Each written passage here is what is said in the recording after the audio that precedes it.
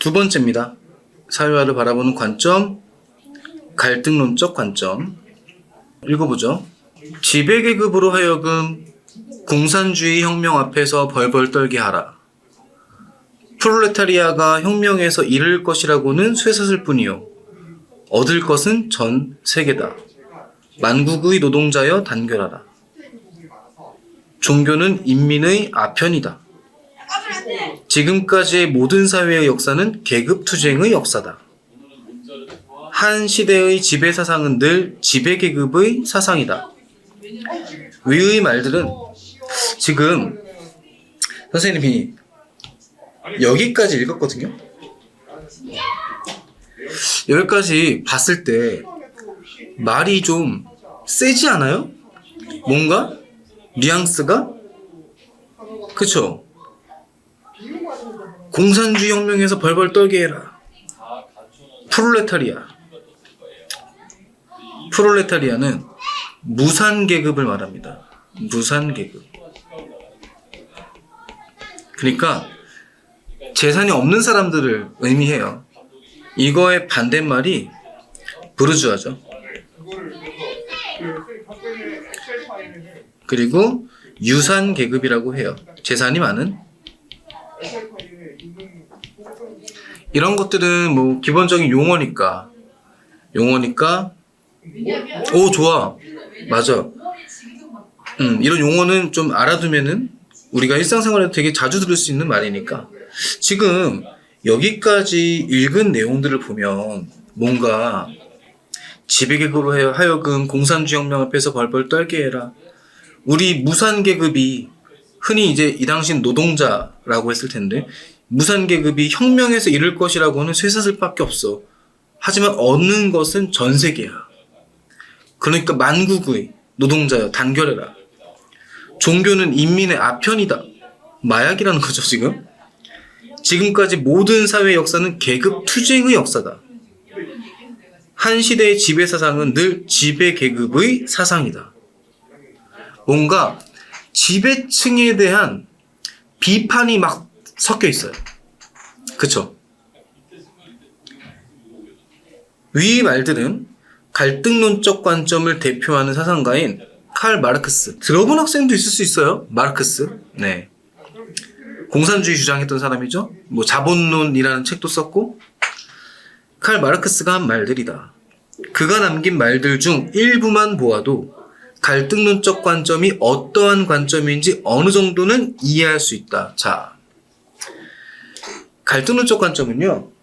지금 거기서 우리가 그래서도 위에 그래서도 봤지만 지금 현재의 이 사회 구조가 지배계급에 의해서 피지배계급이 되게 착취당하고 있고 지금까지의 지배적인 이 사회의 사상은 늘 지배계급들이 가지고 있던 사상이었어 라고 말하는 거예요. 그 뭔가 되게 비판적이죠. 되게 비판적입니다. 더 읽어볼까요? 자, 갈등론적 관점에서 인간은 소유하고자 하는 재화는 한정이 있고 재화, 인간이 살아가면서 필요한 여러 가지 각종 물건들을 재화라고 해요. 즉 인간은 소유하고자 하는 재화는 한정이 있고 인간의 소유욕은 무한함으로 인간들 사이의 경쟁과 갈등은 불가피하다. 경쟁과 갈등은 나타날 수밖에 없대요. 인간이란 한정된 재화를 두고 경쟁과 갈등하는 존재로 보았다. 또한 사회의 구조는 선생님 이거에다 왜 체크했을까요? 사회의 구조는 아까 앞에서 거시적 관점, 미시적 관점 나눴잖아요. 거시적 관점은 사회 제도, 구조를 중요시하는 그러한 관점이라고 그랬어요. 그 중에 거시적 관점에 두 가지가 있다고 그랬어. 첫 번째, 우리 좀 전에 했었던 기능론적 관점.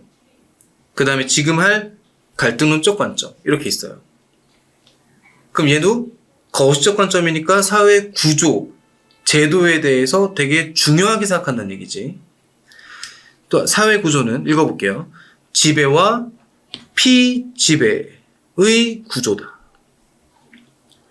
지배와 피지배 구조가 좋은 구조예요? 지배층과 피지배층의 관계, 막 이게 좋은 구조입니까? 절대로 좋은 게 아니지. 그치? 나쁜 거죠. 잘못된 거죠. 아니, 이 세상에 지배층 따로 있고 피지배층 따로 있고 무슨 신분제 사회, 뭐 계급 사회도 아니고 아주 안 좋은 구조죠. 그럼 이런 지배와 피지배의 구조이며 이러한 사회 구조에서 갈등은 필연적일 수밖에 없다. 나타날 수밖에 없다. 고 보았다. 그렇기 때문에 이 사회의 구조를 바꿔야 갈등이 해소될 수 있다고 한다. 자, 다 나왔어.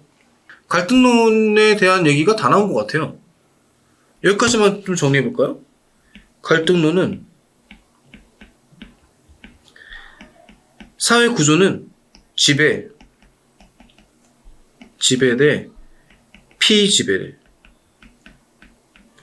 그래서 필연적으로 갈등이 나타날 수밖에 없대. 고로 이러한 잘못된 구조를 바꿔야 된대.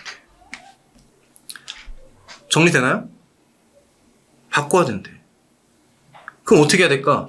이전에 기능론적 관점이랑 완전 반대죠. 기능론적 관점은 현재의 이 상태, 조화와 균형, 그렇게 해서 안정을 유지해야 돼. 그리고 이 법도 잘 지켜야 돼. 였잖아요. 얘네는 반대야. 이 사회 구조에 초점 맞추고 있는 건 똑같아.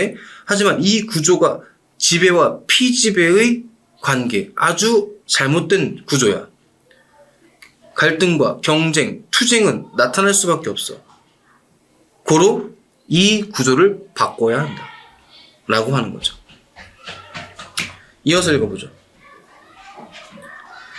갈등론적 관점에서 본 사회 규범은 지배층들의 이익을 위해 만들어진 것으로 사회적 합의가 이루어진 것이 아니며, 정면으로 반박하고 있죠? 아까 김노는 사회 규범은 사회 합의에 의해서 만들어진 것이다 라고 했잖아요. 근데 얘는 그게 뭔 사회 합의야? 지배층들이 니들끼리 알아서 만든 거잖아 라고 하는 거예요.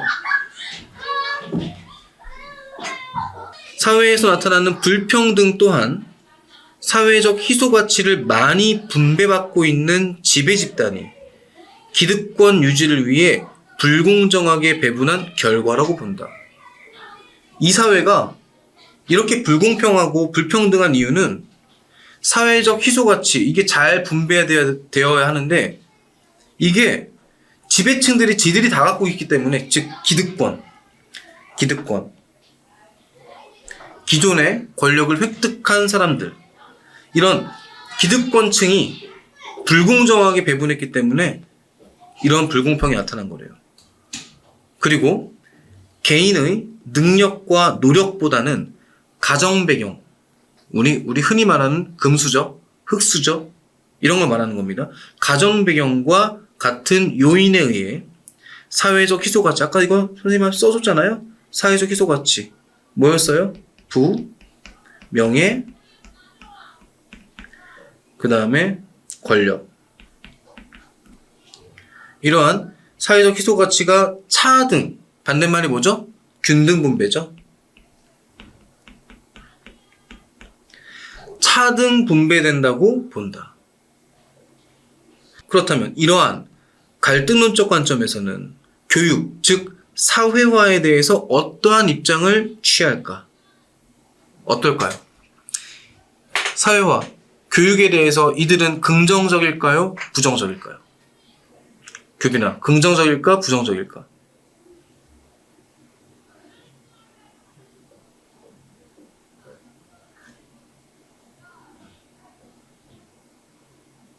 어떨까? 긍정적일까? 얘네는 이 사회의 규범이라던가 이런 것들 다 지배층이 만들어 놓은 거래. 그런데 그들에 의해서 이루어지는 교육이라던가 이런 모든 제도가 다 다 잘못된 거라고 생각을 할 텐데, 그럼 이들은 과연 학교 교육이라던가 이런 것들을 그렇지 부정적으로 생각할 겁니다. 왜냐? 이들은 이 구조와 제도가 모든 게 다 지배층을 위한 구조라고 생각을 해요. 예. 그들에 의해서 이 모든 게 이루어진다고 생각을 해. 그렇기 때문에 이 사회가, 이 잘못된 구조가 쭉 유지되는 것도 이러한 교육을, 그들이 만들어 놓은 요 교육제도 안에서 이 교육을 지속적으로 사람들이 계속 받기 때문에 계속 악순환된다라고 보는 거거든. 계속 악순환된다. 읽어볼까요? 갈등론적 관점에서 학교에서의 교육 내용은 지배계급의 이익을 정당화하고 사회의 불평등을 재생산하는 데 기여하고, 학교는 지배집단의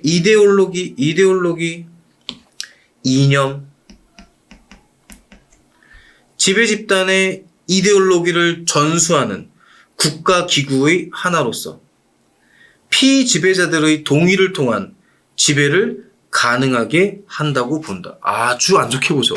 네, 아주 안 좋게 보죠. 즉, 학교 교육을 통해 다수의 피지배자들이 자발적으로 지배받는 것에 동의하도록 교육한다는 것을 말한다. 마치 우리 조선시대에서 일제 식민통치를 받을 때 일제가 일본식 교육을 계속 강조하고 천황에게 충성하는 신민으로 성장시키기 위해서 교육을 그런 식으로 시켰잖아요. 그죠? 그리고 한국 신민서사 같은 거 막 암기하게 하고, 아마 여러분들 한국사 시간에 한 번쯤은 들어봤을 수도 있어요. 이게 다 교육에 의해서 나타났다라고 하는 거거든요. 그래서 이어서 읽어보죠.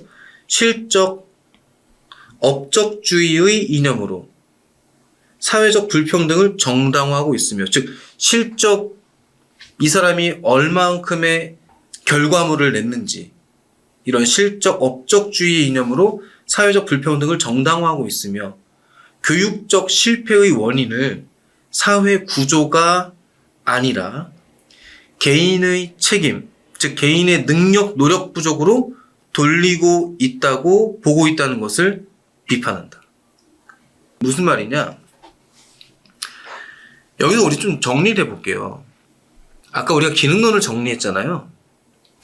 기능론적 관점은 사회화, 다시 말해서 교육에 대해서 아주 긍정적이었다 그랬죠. 그쵸? 긍정적이었어요. 이제부터 선생님 질문을 해볼게요. 잘 생각해봐봐. 기능론적 관점을 가진 사람들은, 기능론입니다. 기능론적 관점을 가진 사람들은 종교에 대해서 긍정적일까요? 부정적일까요? 어떨까요? 한번 생각해봐봐요. 종교에 대해서 기능론적 관점은 긍정적일까요? 부정적일까요? 아주 긍정적입니다. 왜냐? 여러분들 한국사 시간에 배웠으려나 모르겠네. 대체로 긍정적이에요. 이유를 얘기해 줄게. 옛날에 우리 삼국시대 때 고구려 백제 신라 각국에서 왕들이 공통적으로 이룬 업적이 있어요. 그 중에 하나 뭐냐? 불교 수용이었습니다. 들어본 적 있나요? 없었으면 지금 알면 돼요. 당시 고구려 백제 신라의 각각 왕들이, 선생님 뭐 한국 사람이 아니라서 정확한지는 모르겠으나 고구려의 소수리만 율령박포였지.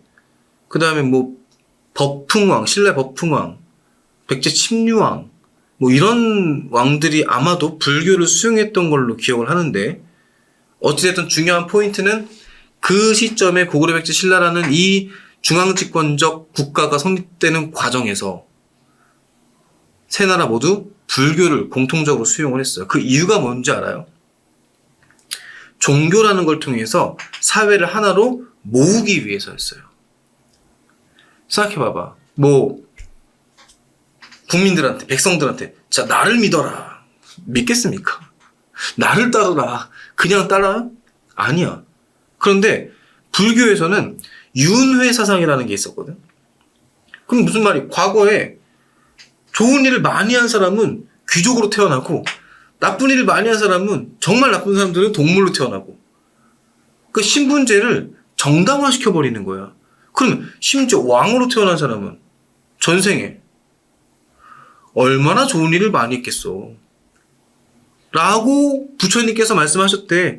그런 부처님께서 말씀하신 건 내가 지금 왕이잖아. 나는 그럴만해. 그 너희들은 부처님 말씀을 따르면 돼. 이렇게 해서 하나로 모으는 겁니다. 그 종교라는 것은 하나의 사회 통합의 역할을 해요. 그리고 종교는요, 막 개혁적이고 진보적이지 않습니다. 종교가 어떻게 진보적일 수가 있겠어요? 종교는 되게 보수적이죠. 그죠? 그래서 기능론적 관점을 가진 사람들은 종교를 되게 중요하게 생각합니다. 하나 더 해볼까요? 기능론적 관점을 가진 사람들은 사회가 불평등한 거에 대해서 긍정적일까요? 부정적일까요? 이거 정말 정확히 이해하고 답할 수 있으면은 여러분들 너무 똑똑한 거야. 기능론적 관점은 사회 불평등에 대해서 긍정적일까? 아, 좋은 질문. 방금 어떤 학생이 종교가 여러 가지인데 믿는 것이 다르니까 서로 다른 두 종교 간의 갈등이 일어나지 않을까요? 라고 질문했어. 아, 이런 질문 너무 좋아. 이러면 말했죠? 수업이 풍성해집니다. 방금 선생님이 말한 취지에서의 종교는 뭐냐? 국교의 개념이죠. 우리 고구려의 국교는 불교야. 그러면은 국교가 정해져 있는 한 현대사회는 다 종교의 자유가 있어요. 우리 헌법상 종교의 자유가 인정돼 있어요. 그런데 국교가 있는 경우라면 하나의 종교만 믿어야 돼요. 통합시키는 거죠. 그렇기 때문에 그 나라에서 어떤 종교가 국교화되는 상황이라면 당연히 그 사회는 통합이 됩니다. 물론 말한 것처럼 종교 간의 갈등 나타날 수는 있습니다. 그것은 종교라는 것에 대한 특징이 아니에요. 종교와 종교가 부딪혔기 때문인 것이지 종교라는 하나의 단일 종교의 문제점이 아니라는 얘기인 거죠. 그건 여러 종교가 섞였을 때 나타날 수 있는 하나의 현상일 뿐입니다. 이해했어요? 오케이, 좋아. 아우, 질문의 퀄리티가 아주 좋았어요. 그럼 다시. 기능론적 관점을 가진 사람들은 사회 불평등에 대해서 긍정적일까요? 부정적일까요? 어차피 답은 50% 확률이야. 어떨까요? 부정적? 긍정적입니다. 긍정적이에요. 의외죠. 사회가 불평등하다라는 건 뭔가 사회가 통합되지 않았다라는 걸 뜻할 텐데, 그죠? 그래서 이걸 이해하기가 어려웠을 거라고 선생님이 미리 말한 거야.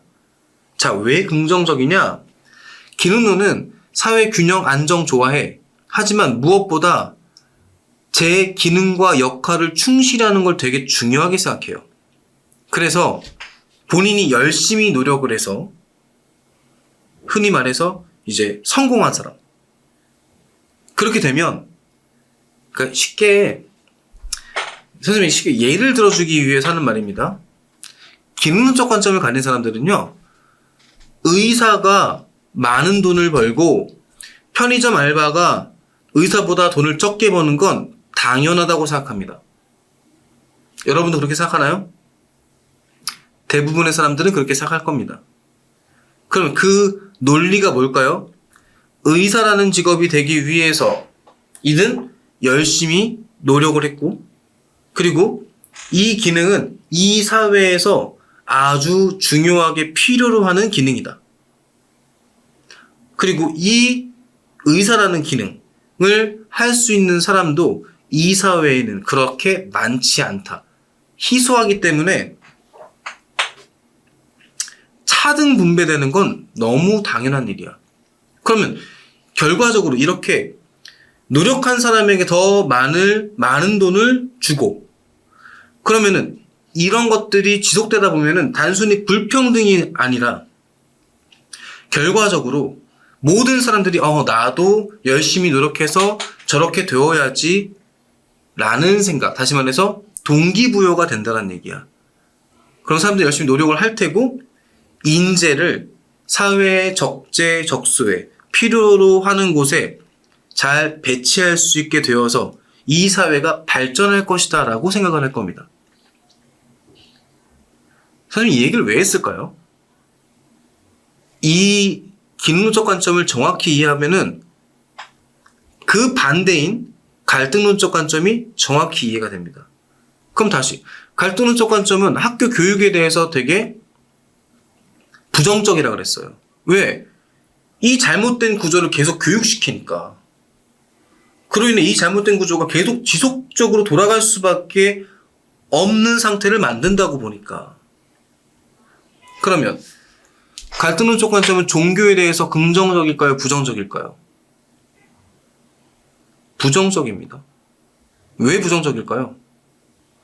종교도 하나의 제도로서 기득권들의 논리가 종교의 하나의 규범에 다 포함되어 있다라고 봐요.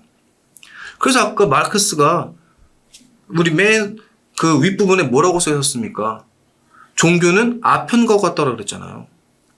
즉 종교라는 걸 통해서 피지배층들을 기득권의 논리로 그냥 피지배층을 그들끼리 모아두려고 하는 거야.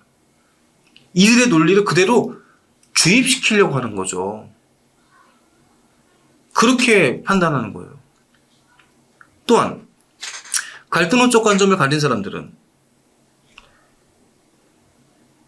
사회 불평등 현상에 대해서 긍정적일까요? 부정적일까요? 당연히 부정적입니다. 왜 이 사회가 왜 불평등할까? 야, 그건 너희들, 돈 많은 너희 지배층들, 기득권들, 너희가 특정 직업에 대해서 가중치를 부여해서 의사도 이 사회에서 꼭 필요한 직업 중에 하나야. 그 다음에 환경미화원도 꼭 필요한 직업 중에 하나야. 근데 뭐가 더 중요한 게 어딨어? 모두 중요한 것이지. 고로 누군가에게 더 많이 돈을 주고 하는 것 자체가 잘못된 거야. 라고 말을 해요. 갈등론적 관점은. 그래서 이들은 균등 분배가 나타나야 된다고 주장을 합니다. 그러니까 이게 어떤 관점이 옳다라고 말하기 힘들어요. 선생님이 실제로 오프라인 강의를 할 때에도 학생들이 여러 명 있을 때 물어봐요. 자, 예를 들어서 앞에 갑이라는 학생이 있어. 아니다. 규빈한테 물어볼게.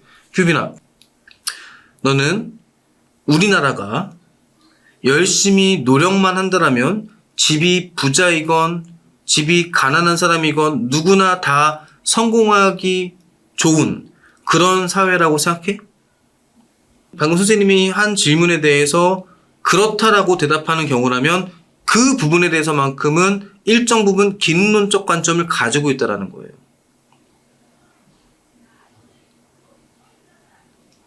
자, 그렇다면 의사가 편의점 알바생보다 더 많은 돈을 번다라는 건 당연하다고 생각해? 규빈아? 의사가 더 돈을 편의점 알바생보다 많이 버는 건 당연한 일이다. OX. 오케이. 이 부분에 대해서도 일정 부분 기능론적 관점을 가지고 있는 거야. 그렇다면 다른 질문을 해볼게요. 그럼 현재 우리나라 대한민국 사회가 빈부격차라던가 이런 부분들은 이거는 사회적인 문제야 라고 생각해요? 부자와 가난한 사람 사이에서의 격차라던가 어떠한 노동자 문제라던가 이러한 문제들은 실제로 우리 사회에서 해결해야 될 문제야 라고 판단해요? 그렇죠. 이 부분에 대해서는 지금 규빈이는 갈등론적 관점을 갖고 있는 거야. 즉 어떤 사람이 하나의 관점만을 쭉 가지고 갈 수는 없어요. 고로 뭐가 옳다, 뭐가 그르다라고 말할 수 없기 때문에 이 지금 지문의 타이틀이 사회화를 바라보는 관점인 거예요. 사람들마다 관점이 다르기 때문에.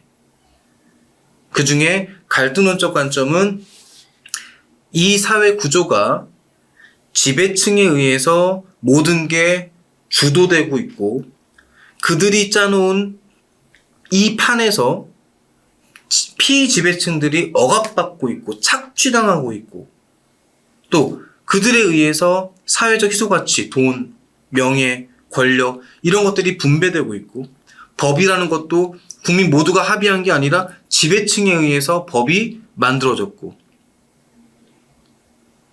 그래서 이건 너무 불공평한 갈등이, 경쟁이, 투쟁이 발생할 수밖에 없는 그러한 사회구조다라고 말하는 거예요. 여기까지 이해됩니까? 이 갈등론적 관점이 어떤 관점인지? 오케이. 그럼 읽어볼게요. 다시 여기서부터. 경제적 측면에서 학교는 불평등한 경제구조를 재생산하고 있다고 보았으며 봐요. 학교 교육이 오히려 불평등한 경제구조를 재생산하고 있대요. 자꾸 학교에서 야 좋은 대학 가고 성공해야지만 이 사회에서 인정받고 잘 살 수 있어. 이런 식으로만 계속 그 지배층의 논리를 계속 주입시킨다는 얘기야. 그래서 자본주의 생산 양식에 적합한 태도와 가치관을 가르치고 기존의 불평등한 계층 구조를 정당화시키고 지속시킨다고 비판을 하고 있다는 얘기죠. 갈등론적 관점은. 또한 학교는 억압적 자본주의의 사회 유지에 필요한 자본주의가 뭔지 압니까? 개인의 사유재산을 아주 중요하게 생각하는 그러한 사회체제를 자본주의라고 얘기를 해요. 이러한 억압적 자본주의 사회 유지에 필요한 가치관과 성격적 특성을 학생들에게 주입한다고 보았대요. 사실 일정 측면 그런 게 있죠.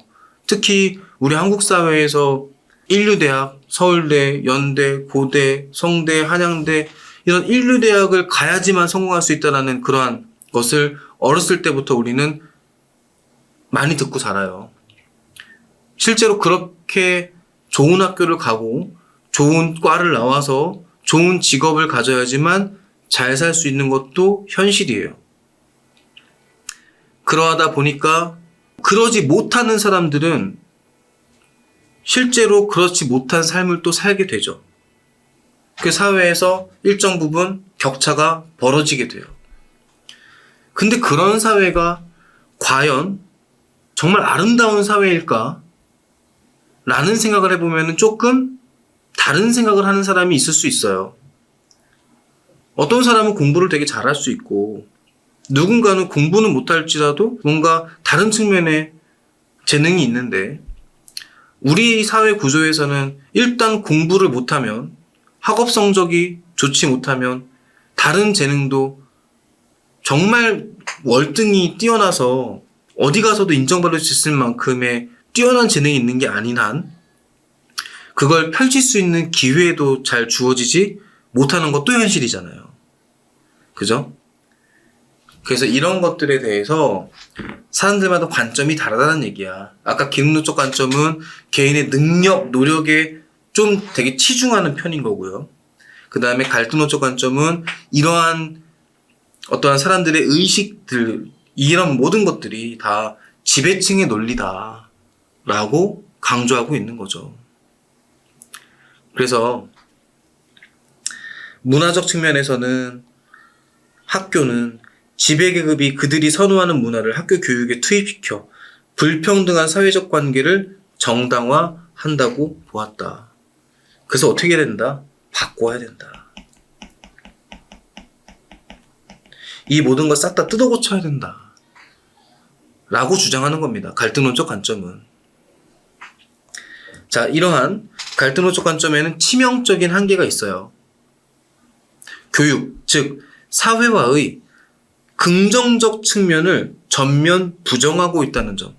학교의 긍정적 측면이 분명히 있잖아요.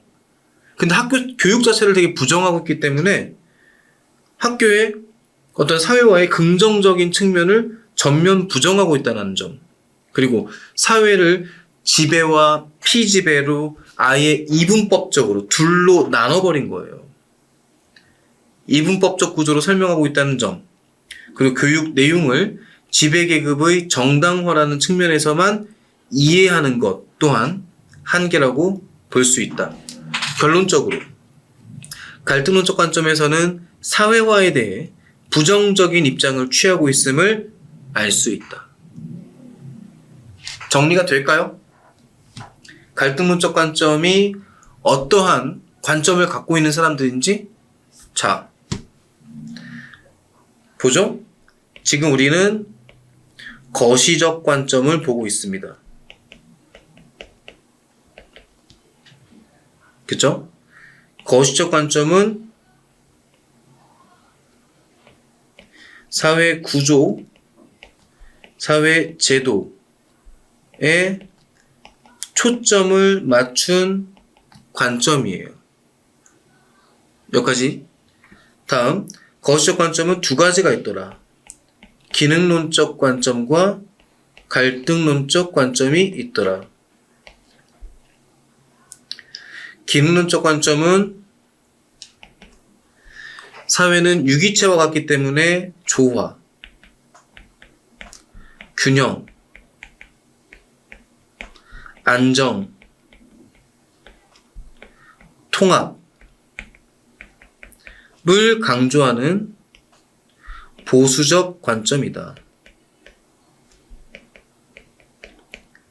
그래서 개인의 기능, 역할 이런 것들을 상당히 중요하게 생각한다.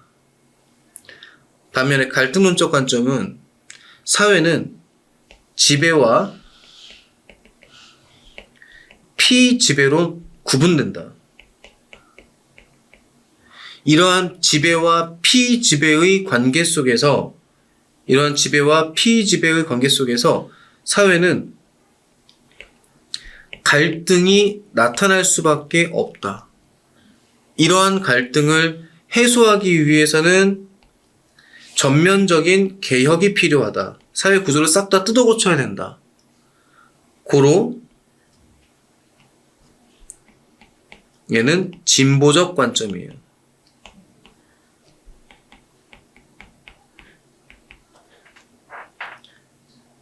정리가 됐을까요? 그러면 문제를 한번 볼게요.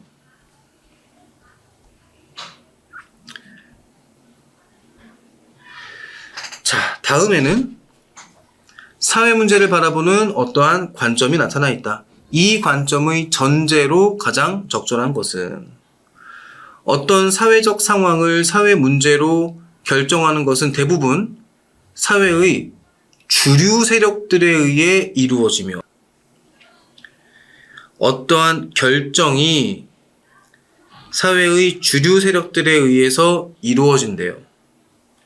여기서 주류 세력, 우리 본문에서는 얘네들을 뭐라고 그랬죠? 지배층 또는 기득권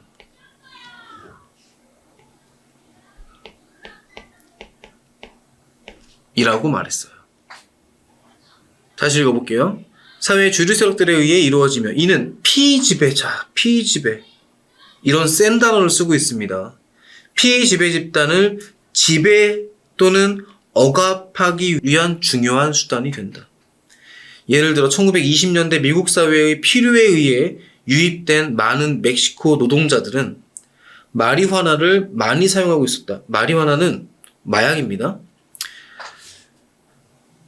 그런데 대공황을 겪으면서 멕시코 노동자들이 미국 노동자들과 일자리를 놓고 경쟁을 하자 미국 정부는 마리화나 사용을 사회 문제로 보고 자, 정부의 기득권들이 이거는 자사회 문제야 라고 정해버린 거야. 마리화나의 사용을 사실상 금지하는 마리화나 과세법을 만들어 마리화나를 많이 사용하는 멕시코 노동자들을 쫓아냈다. 이러한 사회 문제를 바라보는 관점, 어떤 걸까요? 어떤 관점일까요? 갈등론적 관점이겠죠. 그죠? 왜 갈등론인지 이해됩니까?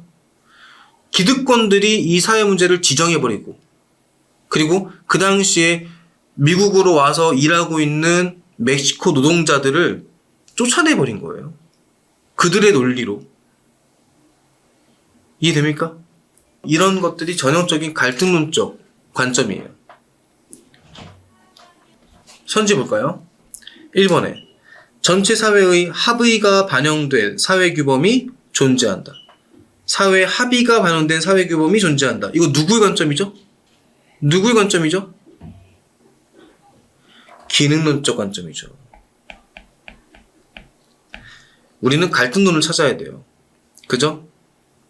2번에 사회 각 부분들은 사회 존속을 위해 상호 의존한다. 이거 누가 강조하죠? 기능론이 강조하죠. 3번에 사회적 희소가치를 둘러싼 집단 간 갈등은 불가피하다. 아까 정리한 거. 갈등은 불가피하다. 그죠? 그러면 이거는 갈등론이니까 답은 3번이 되겠죠. 아유. 4번에 사회 문제에 대한 정의는 객관적이고 공정하게 이루어진다. 사회 문제에 대해서 객관적이고 공정하게 이루어진다? 아니, 이거 누가 해? 기득권이. 그 다음에 지배층이. 그래서 잘못된 거야. 마리화나에다가 원래 멕시코 사람들이 그걸 많이 했었던 사람들인데 실제로 못하게 만들어버리려고 세금 막 부과하고 쫓아내버린 거잖아요. 객관적이고 공정한 게 아니죠. 5번에 인간은 자신이 처한 상황에 대한 주관적인 정의에 기초한다. 인간은 주관적인 정의에 기초해서 행동한다. 이거 다른 말로 우리 아까 능동적이라고 배웠어요. 고로 이거는 미시적 관점에 대한 설명입니다. 미시적 관점. 됐죠? 오케이. 다음 문제. 자, 2번 문제. 다음을 통해 알 수 있는 관점과 부합하는 진술로 옳은 것은 저소득층 아동들은 세련된 어법으로 전달되는 교사의 말을 직접적으로 이해하지 못하고 저소득층 아동. 이들은 세련되게 교사가 말하는 걸 잘 이해를 못한대요. 다음, 자신들에게 익숙한 제한된 어법으로 번역하여 메시지를 파악하기 때문에 때로는 교사의 메시지를 놓치게 되는 결정적인 불리함을 가지고 있대요. 저소득층 아동들이 불리함을 갖고 있대요. 자, 이제 이 불리함에 대해서 설명하네요. 이 불리함은 학업 성적에 영향을 미치게 될 뿐만 아니라 각종 학교 생활에 대한 평가에도 작용한다. 여기서 주목해야 할 것은 저소득층 아동들의 불리함은 교사들의 의도에 의해서가 아니라 제도적으로 일어난다. 불리함의 이유가 제도 때문에 불리해진다. 이 말입니다. 이런 말을 누가 할까요? 기능론적 관점을 가진 사람들이 할까요? 갈등론적 관점을 가진 사람들이 할까요? 누가 할까요? 갈등론적 관점을 가진 사람들이 하겠죠. 사회 구조가 잘못됐어. 그래서 저소득층, 가난한 집 아이들은 불리할 수밖에 없어. 라고 말하는 거예요. 이해하셨어요? 1번에 사회적 지위의 서열화, 즉 서열화되는 거 있죠? 사회적 지위의 서열화는 사회적 필요에 따른 산물이다. 아니, 우리 사회가 필요로 하기 때문에 서열화가 됐대. 이거 누가 이렇게 말할까요? 머리를 잘 써봐봐. 우리 지금 두 가지 관점을 배웠어요. 아까 불평등은 어쩔 수 없어. 이거는 결과적으로 나중에 이들은 다 열심히 노력을 해서 다 부자가 되기 위해 노력할 거기 때문에 오히려 사회는 발전할 수밖에 없어. 라고 기능론은 얘기했고요. 갈등론적 관점은 이 불평등은 누구 때문에 일어나는 거야? 지배층 때문에 일어나는 거야. 그들이 특정한 직업, 변호사, 검사, 판사, 의사, 이러한 사람들에게 많은 걸 부여하고 그렇지 않은 사람들에게는 조금 부여하고 이러니 빈부격차 나타날 수밖에 없는 거 아니야? 이거는 잘못된 거야. 바꿔야지. 다 평등하게 살 수 있도록 바꿔야지 라고 말할 텐데 그럼 다시 본론으로 돌아와서 사회적 지위의 서열화 하층, 중층, 상층 이렇게 막 나눠져 있는 것은 사회가 필요로 해서 나타난 결과물이다. 사회적 필요에 따른 산물이다. 라고 도대체 누가 말할까? 기능론적 관점에서 말하겠죠. 그러니까 열심히 노력해. 너의 기능을 최대한 잘 활용해야 돼. 라고 말할 겁니다. 이번에 개인적 노력으로 사회에서 중요한 위치를 차지할 수 있다. 노력하면 다 성공할 수 있다. 이거 누구예요? 기능론이에요. 갈등론은 아무리 노력해봤자 지배층에 의해서 이거는 바꿀 수가 없어. 노력해도 안 돼. 라고 말하는 게 갈등론이에요. 그러니까 아예 제도를 다 바꿔야 돼 라고 말하는 거예요. 이해하고 있을 거라고 생각하고 3번에 사회적 불평등은 필요한 인재를 적재적소에 배치하게 한다. 이거 누가 얘기하는 거야? 불평등이 나쁜 게 아니야. 오히려 인재를 적당한 장소에다가 다 배치할 수 있게 해줘. 라고 기능론이 얘기합니다. 다음 4번에 사회적 희소가치의 불평등한 분배는 구성원들이 합의한 것이다. 야, 이렇게 불평등하게 분배되고 의사가 돈 더 많이 받고 편의점 알바가 적게 버는 거 우리 다 합의한 거 아니야? 당연한 거 아니야? 라고 기능론이 말하겠죠.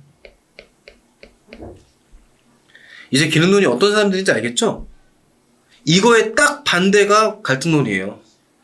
사회 계층 현상은 지배 집단이 기득권을 유지하기 위한 것이다. 이게 전형적인 갈등론이죠. 이해되셨죠? 3번 문제 보죠. 다음은 어느 학자의 주장이다. 이 학자가 동의할 진술로 가장 적절한 것은? 전통사회에서는 지주, 땅 주인들이죠? 그죠?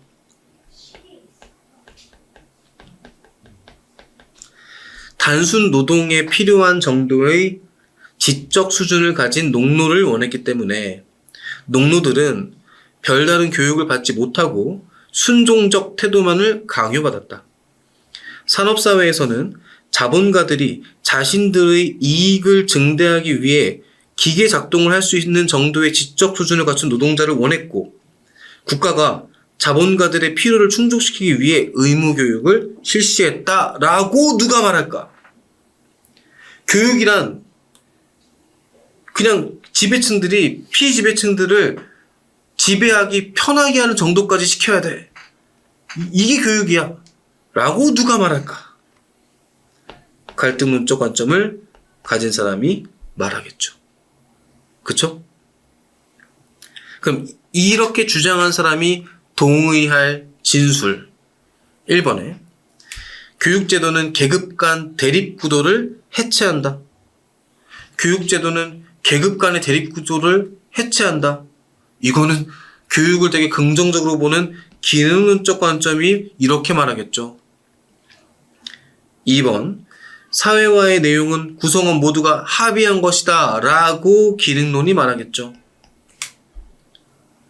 3번 의무교육은 노동자의 요구에 부응하기 위해 도입되었다 라고 기능론이 말하겠죠. 4번에 산업사회의 학교는 창의성과 자율성 증진에 중점을 두었다라고 되게 좋게 말하고 있잖아 지금. 그치? 라고 기능론이 말하겠죠. 5번이 정답이죠. 사회화는 지배집단의 이익에 부합하는 방식으로 이루어진다. 아주 부정적으로 말하고 있죠. 그죠? 오케이. 자, 다음 문제. 이거는 이제 어휘 문제네요. 본문에 비추어 기억에서 미음의 사전적 의미로 옳지 않은 것은 아까 한 번씩 읽어봤으니까요. 자, 기억 재화, 빛나는 재주 또는 뛰어난 재능 아니죠. 1번이 틀렸습니다. 재화는 아까 선생님 뭐라 그랬어요? 사람들이 사용하는 물건 등을 의미하는 거예요. 1번이 틀렸습니다. 그 다음에 2번에 차등, 고르거나 가지런하지 않고 차별이 있음. 맞는 말이죠. 실적, 실제로 이룬 업적이나 공적. 맞는 말이죠. 주입시키다. 기억과 암기를 주로 하여 지식을 넣어준. 맞죠?